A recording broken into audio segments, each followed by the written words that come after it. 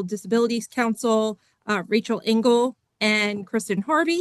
We're excited to have them to share with us some really important information. I know a lot of you are interested in hearing about alternatives to guardianship. It is kind of a hot topic for us over the years, so we're so happy to have you join us. Thank you so much for the invitation. We are excited to be here. Rachel, are you doing the screen sharing? Okay. And Rachel and Kristen, would you prefer to field questions from Q&A or have us read them when they come up? If you don't mind, can you flag them for us? Because I don't want anyone to feel like we are not paying attention to them. But my neurodivergent brain can only focus on so many things at a time. Great. So that would be helpful. Thank you. Okay, so we do already have a question in the chat about fees, and I know that is something that you'll discuss in your presentation, that there are costs associated with some of these options. It would depend, but yes. Okay. So hi, everyone. As Cheryl said, I'm Kristen Harvey. I'm the Executive Director of the Delaware Developmental Disabilities Council, and I am joined tonight by my strong right arm, Rachel Engel. Rachel. Hi, everybody. Welcome. Thank you for joining us. My name is Rachel Engel, and I am the Fiscal Advisor and Policy Lead at the Delaware Developmental Disabilities Council. And tonight we're going to be talking about legal support choices here in Delaware. Thanks, Rachel. So who is the DDC? We are a federally funded state agency. We're funded by the Administration for Community Living under the Federal Department of Health and Human Services. Every state and U.S. territory has a DD council. The majority of our members are individuals with developmental disabilities or their family members, and they are appointed by the governor. We use our funding to do work just like this, to reach out and provide information to the community on things that rise to our attention that folks are wondering about. So we are here for you.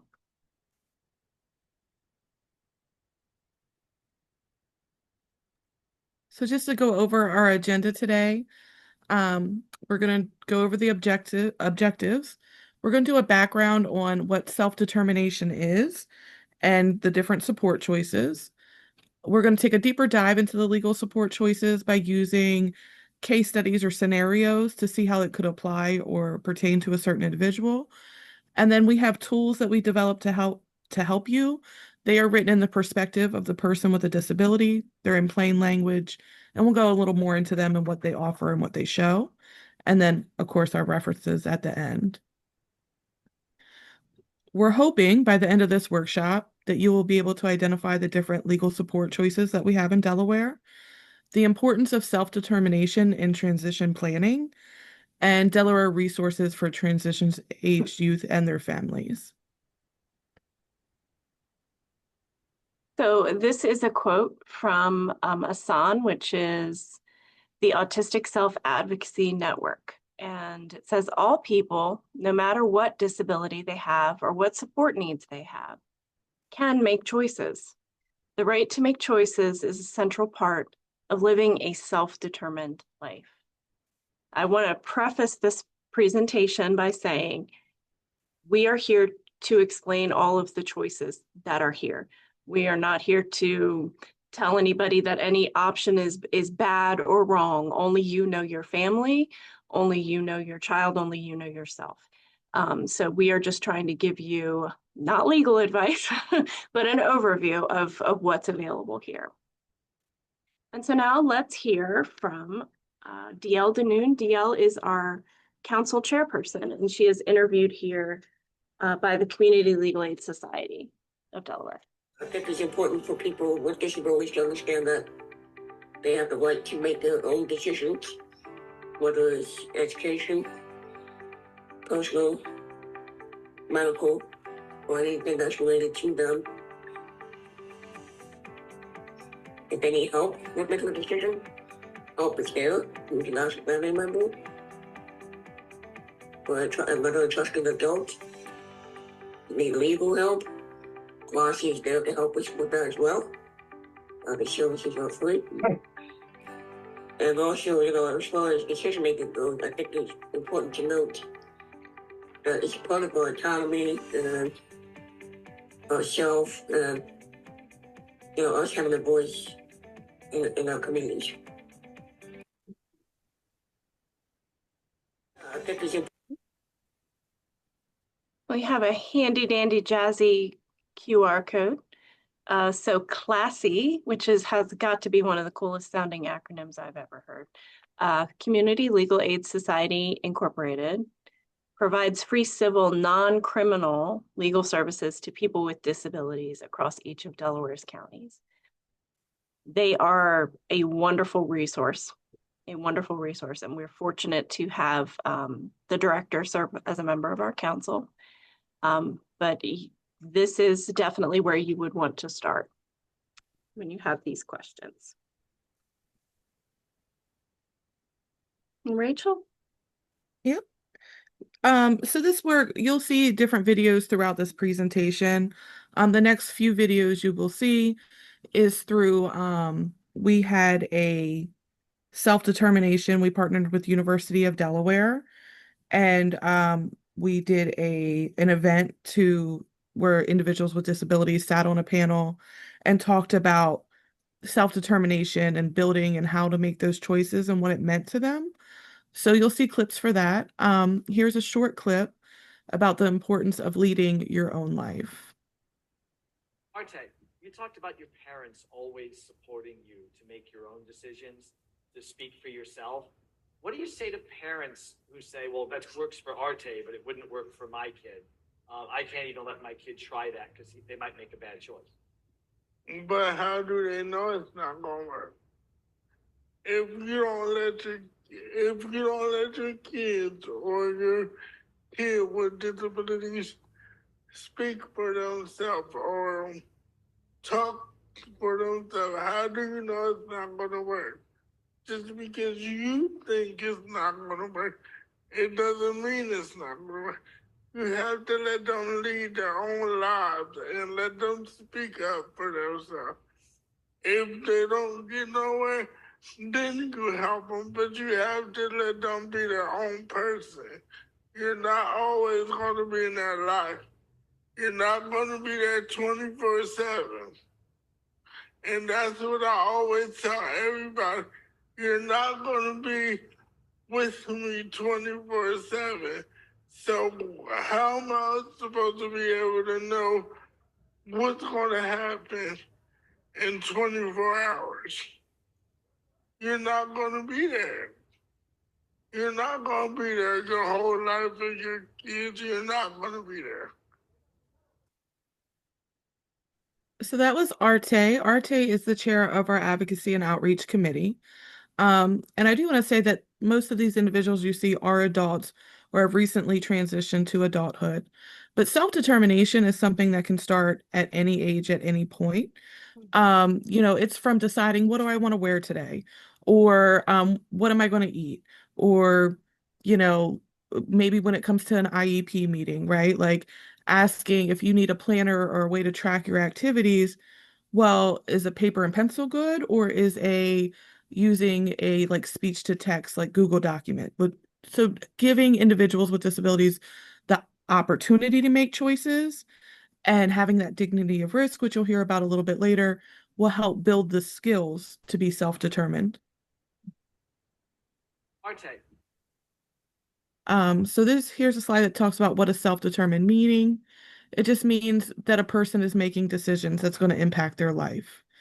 So I'm going to buy my new shoes, or should I live with a roommate or on my own? And why is it important to be self-determined? Self-determined and developing those skills increase outcomes in finding a job, earning more money, choosing college, choosing where they want to live, and having more control and feeling like they have a sense of belonging in their own life.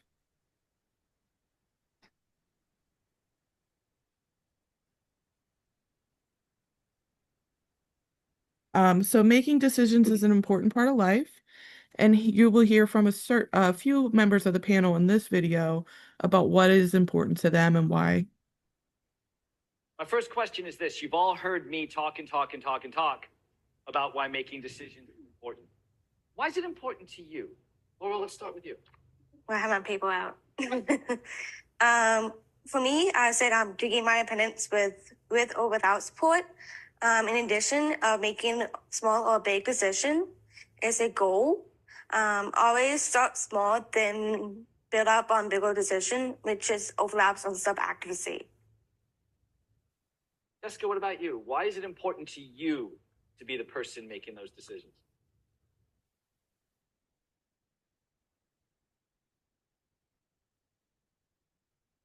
It's important making decisions about my life. I don't like anyone making decisions for me because it's my life and not theirs. I might make the wrong decision, but everybody deserves some dignity of risk. Amen, Jessica. And I love that phrase, dignity of risk. We all have that opportunity to make a mistake and grow and learn from it. Arte, why is decision-making important to you? Well, it's important to me because it's my life and not nobody else's. So whatever decision I make is on me and not nobody else. So if it's wrong or right, it was my decision from the beginning. So I have to live with the decision that I made. An excellent point. James, what about you? Why is it important to you to be the one who calls the shots? Because people in your life could help you, but at the end of the day, you're responsible for your actions, especially since you're over the age of 18. And as somebody from the left said, it's your life, not theirs. And I would want to be able to make my own decisions because I'm in control and not them. And finally, Alyssa, the same question to you. Why is it so important to you? Why wouldn't you want someone else making decisions for you? Making decision is important to me because I am involved and I get say, what do I say? And not there, and yeah. Hey. My first question. Okay, so the individuals that we've heard from so far are all involved with supported decision making, but as I said previously, that is but one choice. We identified a really strong need for this training and for awareness of this after getting calls from several parents who, the day after their child's 18th birthday, suddenly they weren't invited to the IEP meeting anymore. They couldn't talk to their child's doctor. They couldn't have access anymore to supporting their child because their child was technically an adult. And this actually happened to a Delaware state legislator who called the day after they were trying to attend their daughter's IEP meeting and were not allowed in. And they don't care who you are. The legislator's daughter was now an adult. So we see a lot of reaction-based decisions, right? And none of us make good decisions when we feel like we're pressured or we have to have a reaction. So you have legal support choices in Delaware if you're an individual with a disability or if you're a parent. It's a formal way of making sure that you or your child have the help you need to make decisions in different areas of your life.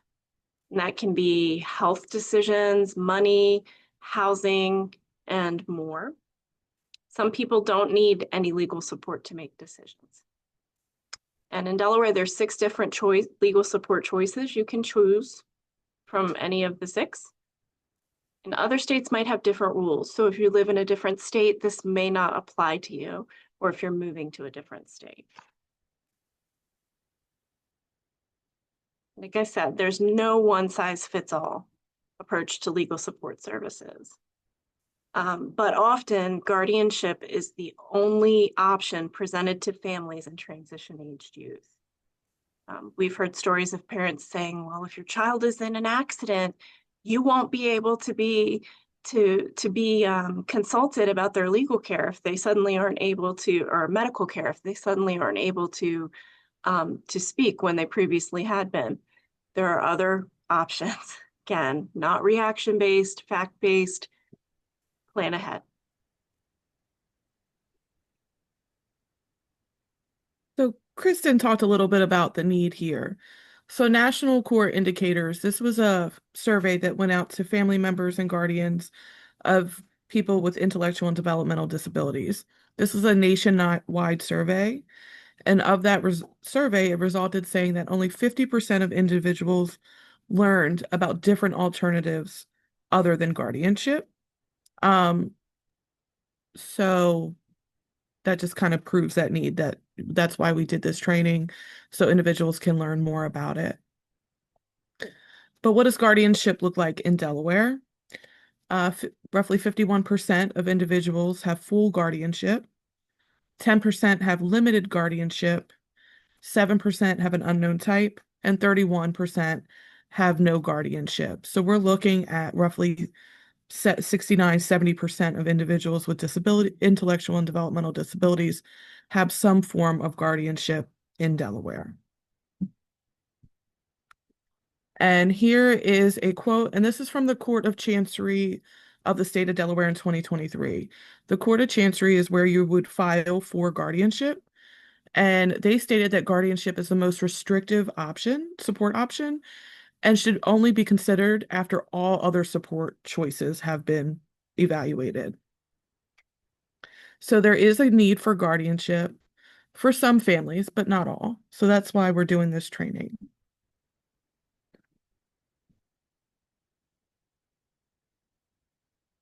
So the legal support choices in Delaware, there are 6.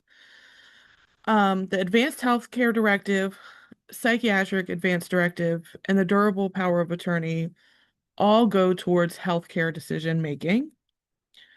There's surrogate decision making, and we have surrogate decision making, which is where someone is making the decisions for you. Supported decision making is the only option in the state of Delaware where the person with a disability has the say. They can consult individuals, the trusted adults, whoever they may feel. So I may trust my mom to help me with my medical, but I may trust my friend more so with finances and my money. So you can name different individuals for different areas. And there's guardianship with limited powers, and what we call full guardianship, which is the most restrictive option. We're going to go into the easiest way that we've found to kind of demonstrate this is to go through scenarios and dive deeper and explain why that they would fit a certain scenario to give real life examples. Before we go on to meet Cam, I just wanted to say something about surrogate decision making. Some of you might be thinking, well, that basically sounds like guardianship. It's not. This is commonly used for individuals who are non-speaking, but communicate via other behavior. All behavior speaks. We believe that at the council. And no one knows more than the trusted people around the chosen family, right? Around a person, how they choose to communicate. So support. I know, Kathleen.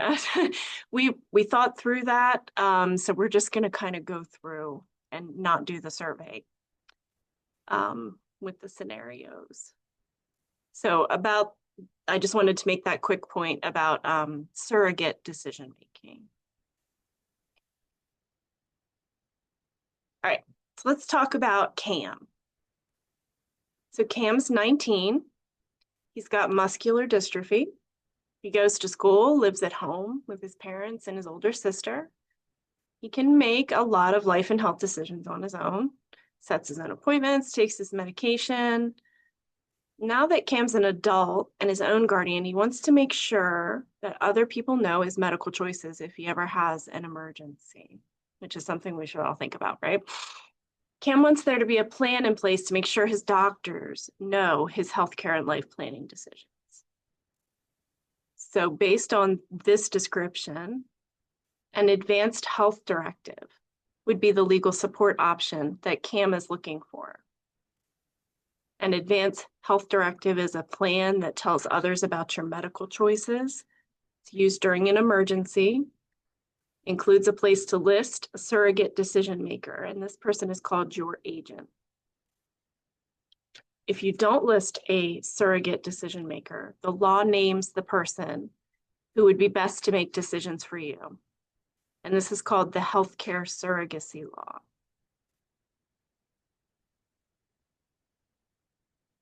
And again, let's hear from our friends at Classy. What can my agent do for me? Your agent can do a variety of things, including agreeing, disagree with treatment options, speaking with your doctor about your care, and make changes to your treatment plan.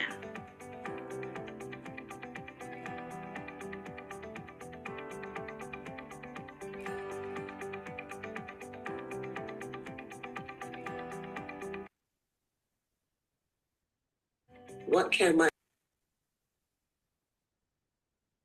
So an advanced healthcare directive, where can this support be used? It could be in healthcare. Who makes the decisions? Someone else would make the decision in this specific scenario, and you decide who it would be. And please pop in with questions as you see them. Over to you, Rachel. Thank you, Kristen. So we're going to meet Amy. Amy is 22 years old. She lives at home with her parents. Amy lives next door to her friend Raven. Amy and Raven have been neighbors and close friends for many years. In the past, Amy has experienced mental health crisis and was diagnosed with anxiety and bipolar disorder. Amy is independent in many areas of life, though it can be hard for her to communicate her support needs during a crisis. Amy wants to make sure if she needs to go to the hospital in the future for a mental health crisis, her healthcare choices would be communicated to doctors. In these situations, she would like Raven to make health decisions on her behalf if she's unable to do so. So the option for Amy would be a psychiatric advance directive. This is a plan that tells others about the medical and mental health choices that you would like. It was recently put into law, but it's used here in Delaware. It's used during an emergency. It includes a place to list a surrogate decision maker. This person is also called an agent. And just like the other option, if you do not list a surrogate decision maker for the psychiatric advance directive, the law will name a person who would be best to make your decisions for you. And this is under the healthcare surrogacy law. Key things to know about a psychiatric advance directive. This can only be used in a healthcare setting, and someone else is making the decisions, but you, the person with a disability, get to decide who that person would be.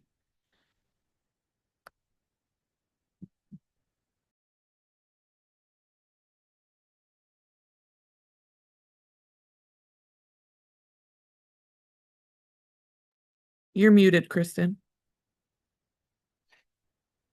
I'm just batting 1,000 tonight, I tell you. Thanks. So thanks, Rachel, for that. Let's meet Diamond, who is 17. She has autism and epilepsy. She lives at home with her parents and her older sister. She makes life decisions on her own, and her parents have helped her to be independent when taking her daily medication. This medicine helps to keep her seizure-free.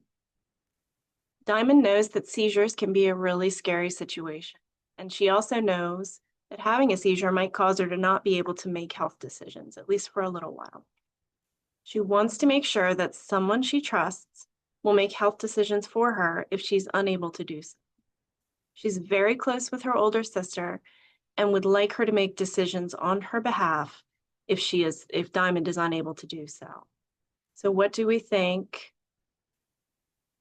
would be the best support option for Diamond? And you guys get to skip the survey. We're just going to tell you that, tell you what the best fit might be. So this would be surrogate decision making. And this is when someone else makes decisions about your healthcare. You choose the person to be your agent, right? That person who you trust that can make health decisions for you. They're called a surrogate or an agent. And you can say who you do or do not want to be your surrogate. So this would be appropriate in some cases where, you know, you're worried your worst enemy is going to show up and say, no, they want XYZ thing, when that is not what you would want. So this information is shared with your doctor, that you have a surrogate decision maker in this instance. And I just want to explain why this would not be an advanced healthcare directive. Diamond has talked about having epilepsy or having a seizure. And a lot of times it might, where an advanced healthcare directive covers an emergency situation, there could be days or weeks following where Diamond's just not feeling 100% or feels like she can't make those decisions. And that's where the surrogate decision maker could come in.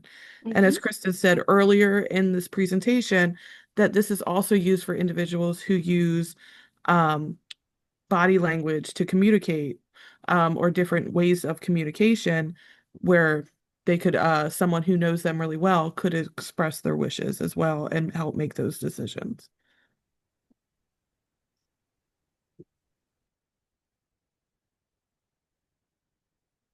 What is health surrogacy?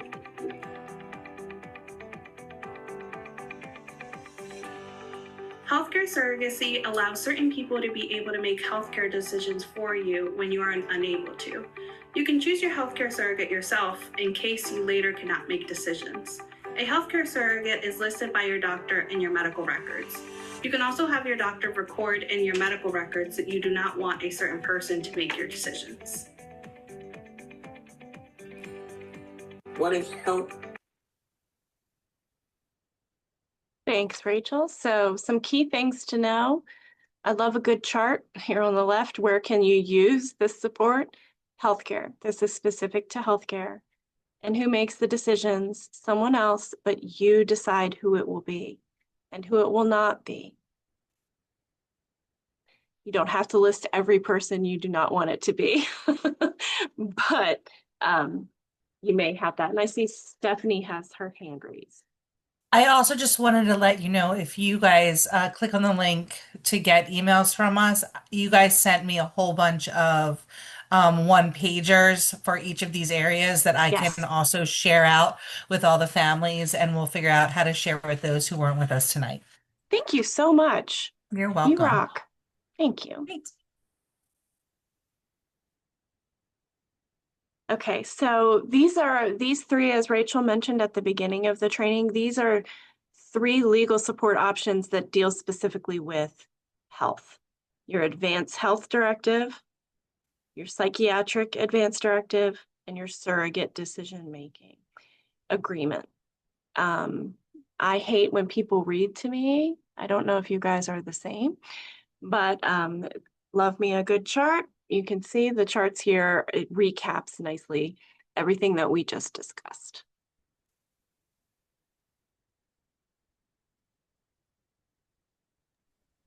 I think I'm Okay. over to you, Rachel. Yes, ma'am. So now we're going to meet Glenn. Glenn is 22-year-old man with Down syndrome. Glenn currently lives at home with his dad and brother. He graduated from high school and recently started a job at a local bakery. Glenn likes feeling in charge of his own life. Every day he makes decisions on his own, but sometimes spends more money than he has in his bank account. He wants help saving his money to live on his own one day. To help with these life goals, Glenn needs support managing his money and paying bills. Now that he started work, he also needs support filing his taxes each year. Can I just say that I am Glenn? Like, which one of us has never done that, right? Mhm. So the best option for Glenn would be a durable power of attorney. Should be someone that you trust, and they are also called an agent, and you have a say in who you do or do not want to be your agent. So this means that you choose the person that's going to be making those decisions for you about your money. So now we're going to hear from Classy about durable power of attorney. And the lady in this video is Haley Scheiber. What can my agents do for me? Your agent can make and carry out decisions for you in a variety of things, like opening or closing a bank account, paying bills, making and attending certain appointments, managing your insurance, doing your taxes, assisting you with applying for state services, and other decisions.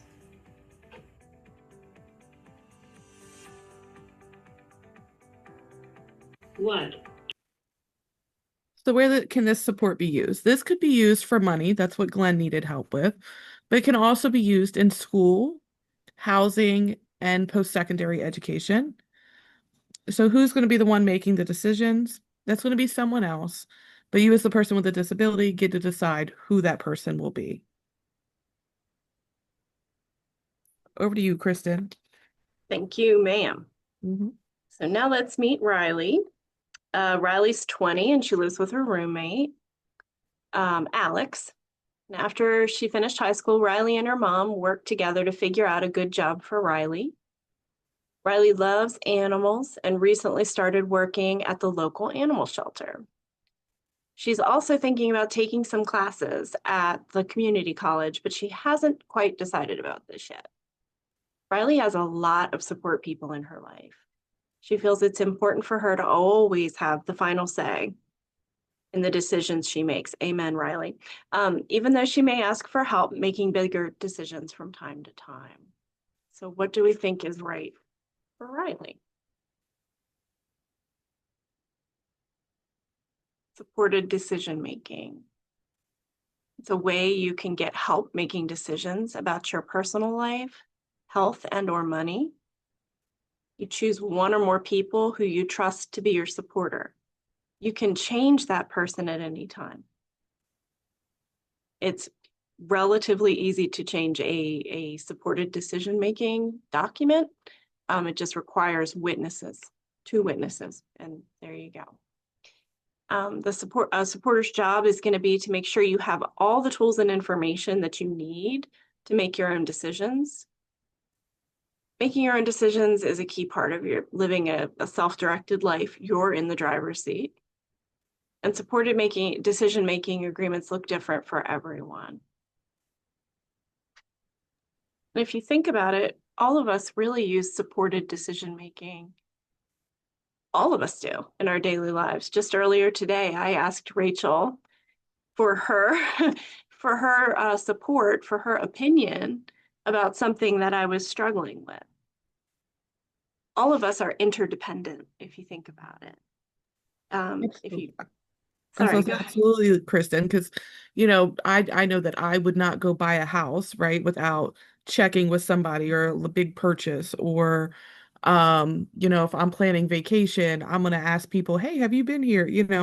So it's all of those things. It's just for a person with a disability, it's a written out decision-making agreement. So it's a formal document to ensure that they have that support and they have a designated person to go to.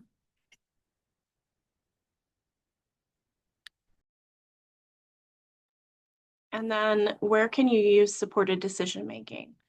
Anywhere in your life, post-secondary education, housing, school, in your personal life, money, healthcare. Personal life, I mean things like, should I buy this car or should I pay my rent? Things like that nature. It's not asking someone to make a arranged marriage for you, right? You are just asking about everyday things. And you make the decision. The person with the disability makes the decision with help from a supporter or supporters.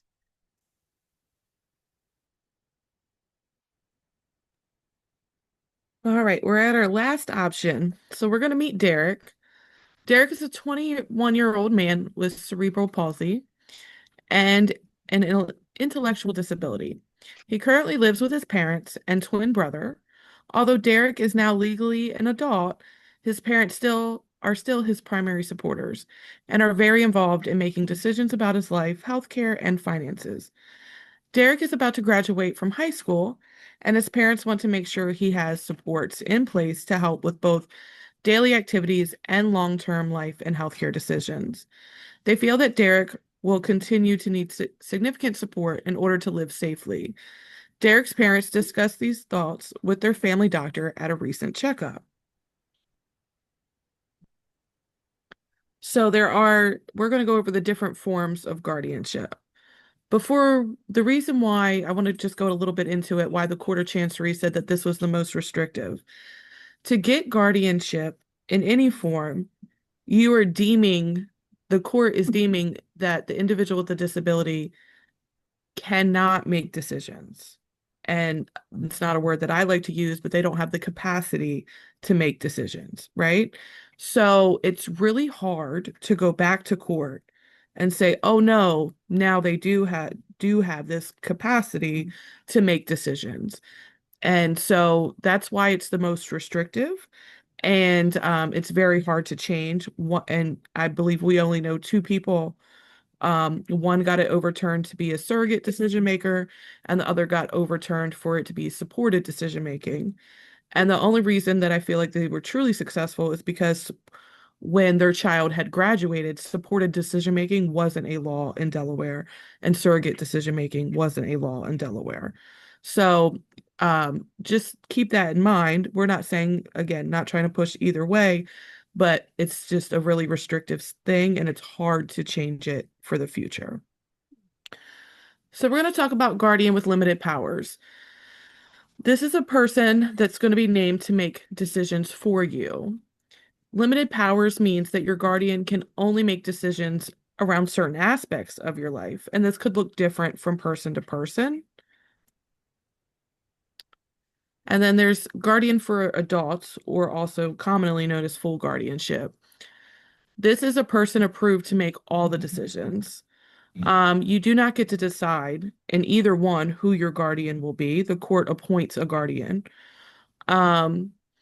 Your guardian does not need your permission before making a decision for you. A doctor and judge will decide that you need the guardian, and the judge approves who your guardian will be. There's two types of guardians. There's guardian of the person, which would make decisions about your health and personal life. And there's guardian of the property, which makes decisions just about money.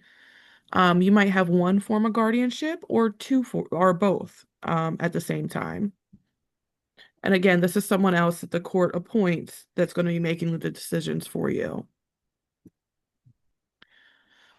Guardianship, this support can be used in healthcare, finances around money, your personal life, school, housing, post-secondary, and someone else is going to be making this decision for the person with a disability. The person with a disability does not get to decide who that would be. Can I pop in just really quickly, Rachel? Absolutely. I just always want to add this in because one of our amazing advocates here in Delaware, Joanne from Classy, who did training about voting rights. It's a common misconception that someone under guardianship cannot vote. That is not true. It takes a specific order from a judge to say that someone cannot vote, that they lack the capacity to vote. So unless there's that specific order from a judge, even if a person is under guardianship, they can still vote. And another thing about guardianship is, if someone has, let's say, full guardianship of the person and property placed against them, and I'll just use myself for an example. I am a mother of a child with a disability. I'm a single parent. So if I had full guardianship of her and something happens to me and the court doesn't have any other family or relatives to put to be her guardian, or nobody wants to be her guardian, at that point, she's been deemed for years that it doesn't have the ability to make a decision, and that, or doesn't have the capacity to do that, and she could end up in a state facility, right? So, which is okay if that's something that works for you and works for your family, but I don't think a lot of parents, they're in that rush to make sure that they can have a say and still help and support their child. But it's also important to think about what these different options may look like 10, 15, 20 years down the line, and the life that your child may want, or the life that you want for your child. So just for perspective. So just to recap, the 6 legal support choices in Delaware are the Advanced Healthcare Directive, Psychiatric Advanced Directive, which are both used in healthcare and emergency situations. Surrogate decision making, which is used in healthcare and non-emergent situations.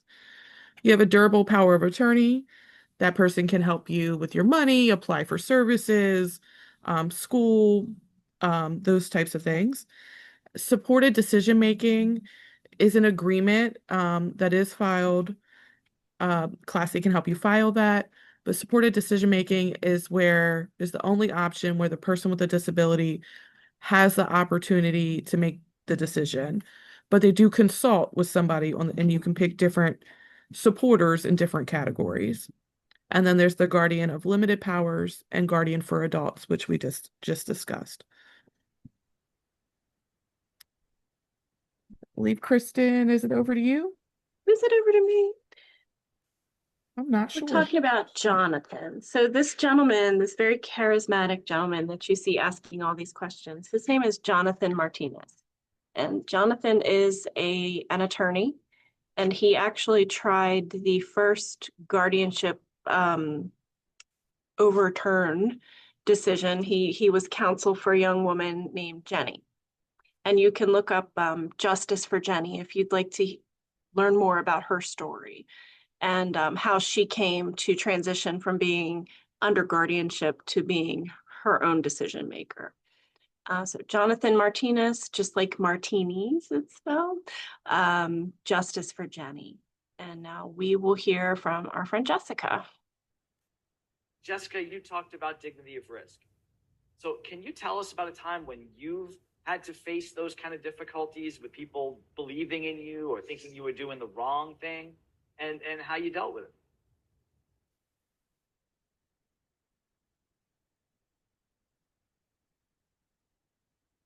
Oh, I have had many difficulties with decisions I made, and probably will have more difficulties with people thinking that they know best for me. For example, when I made my decision to work that caused some conflict. I became disabled 20 years ago, and I never was encouraged in that time to work. Even when I received the scholarship for my bachelor's degree, I wasn't encouraged to think of career goals or pursuing a certain career. So, everybody around me and I just thought I wouldn't work after. We all just said it will mess up my benefits and that I probably can't do it. Then I became a junior in college and saw graduation on the horizon and thought maybe I really can work after. So I pushed to get internships and experience. Then with the first internship I was doing research for them and discovered able accounts. You all may or may not know about these. I can keep my SSI benefits and put anything above my allotted $2,000 in my able account. This discovery was the greatest news for me. I could work. It took me educating myself about my benefits and learning how I can keep my benefits while working. Unfortunately, like many people, I wasn't given this knowledge, and the people around me just said, "Oh, you don't need to work. You will mess up your benefits." Both of us didn't take the time to look around and ask questions. Since December, I have been working full-time as a community and advocate liaison at the state of Delaware's Division of Developmental Disabilities Services. I absolutely love this job and love that I can help my community. And intend to do this for several years. All of that has been possible because I asked questions and didn't accept the answer no. It took many years and going through many barriers. Anyone here that has a disability, or is a caregiver, or is a professional, just know that the only requirement for working is wanting to work. Anything else can be worked out after.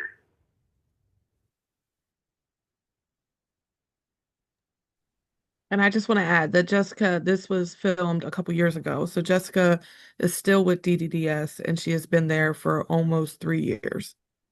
So, And if you're coming to the Life Conference, she will be one of the keynote panelists. Jessica, so let's talk about tools that can help you. So Stephanie had mentioned the one-pagers that we created and sent. So if you sign up for their email list, you will get those. And we're going to go over them a little bit just so you can see what they are. They're really made to aid discussions. It's confusing because there's a lot of choices and there's a lot of intricacies, and it's nice to have something to reference. So we did create just this one here that you see to the left, which is your legal support choices in Delaware. And it has each support listed here to the left. And the middle column is those charts that we're breaking out about where I can use the support that you've seen in the presentation. And it says who makes the decision.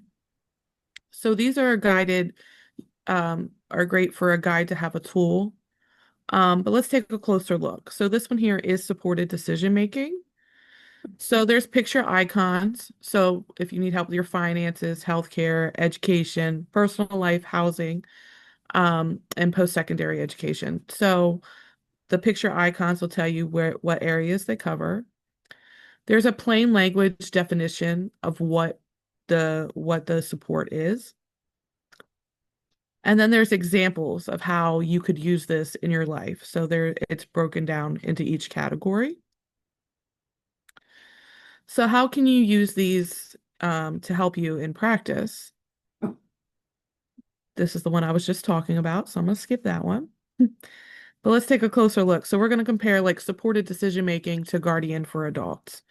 If you're looking at money and supported decision making, your supporter can help you budget your monthly expenses, choose how much money to spend, complete tasks like opening a bank account and filing taxes. But if someone has guardian of the property, they control your bank account, file your taxes, and apply for Social Security benefits. But you don't get a say in how they can use your money to buy anything for you, and you don't get a say in what that is or what you may want. But let's look at our personal life. So in supported decision making, they can help you set personal goals, plan your social and community activities, organize transportation. But if someone has guardian of the person, the guardian can decide where you travel. The guardian makes decisions about your dating life and relationships, and the guardian makes decisions about marriage. There's also frequently asked questions, and then the answers are also written in plain language. For example, who is the decision maker? For a person for supported decision making, the person with a disability is, but they have a trusted supporter that can help them make those decisions. Where with guardianship, your guardian makes the decision for you. And another question is, can supported decision making be changed? If yes, by who?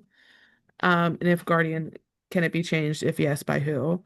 So with supported decision making, you can update or change your supported decision making agreement at any time in writing. You and your supporters will need to sign and date the new agreement. Versus guardianship, you would have to file and put a written request into the court. And if a change is needed, a judge would have to rule on that change. If you would like any more information about any of the resources at the bottom of each one pager, there is a link where you can go and learn more about each of them.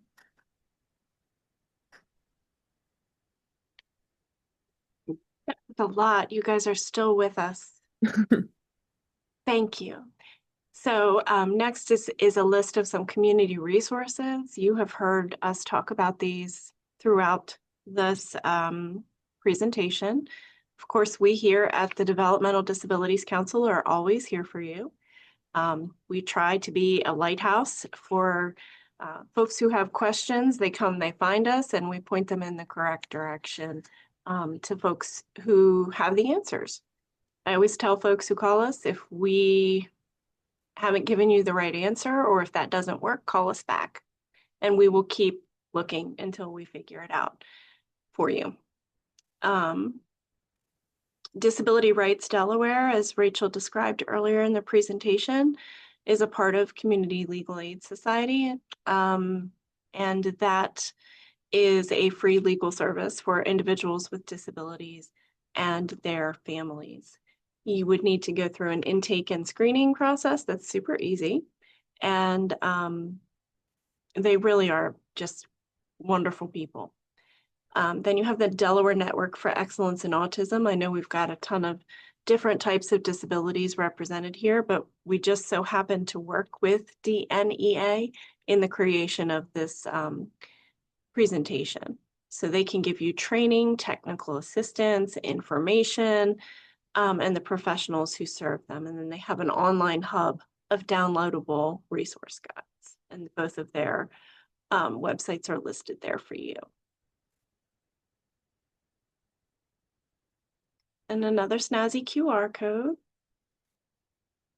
You can visit the DNEA's website to learn more. They have an entire legal support choices webpage. So you can find training videos, event recordings, resource guides, and more. So you can either scan the QR code or there is the website for you. And I am here to humbly beg you, as executive director of this council, to please let us know how you found this training. Was it helpful? Was it not helpful? What went well? What didn't? Do you feel like this information is useful in your life, or that you're better able to advocate for yourself because you spent some time with us this evening? We would love it if you took our survey. And this helps our federal granting agency as well to see if we are truly hitting the target on the things that we said we would set out to do. So this is my plea. Please do let us know. And I think that's it for us. Yeah, Rachel? Other than questions? Yeah, it went faster than I expected Without the polls, yeah. without the polls and the back and forth. But I mean, we're definitely here if there's any questions. If you have a question, I just ask that you don't put too much identifying information, because we are in a public space, right? So, but we would be happy to chat offline if you have general questions. We're here to answer them or help. Yes, thank you so much. I'm also going to go ahead and stop the recording right now so that folks can also feel a little more free to ask questions, as the questions won't be recorded.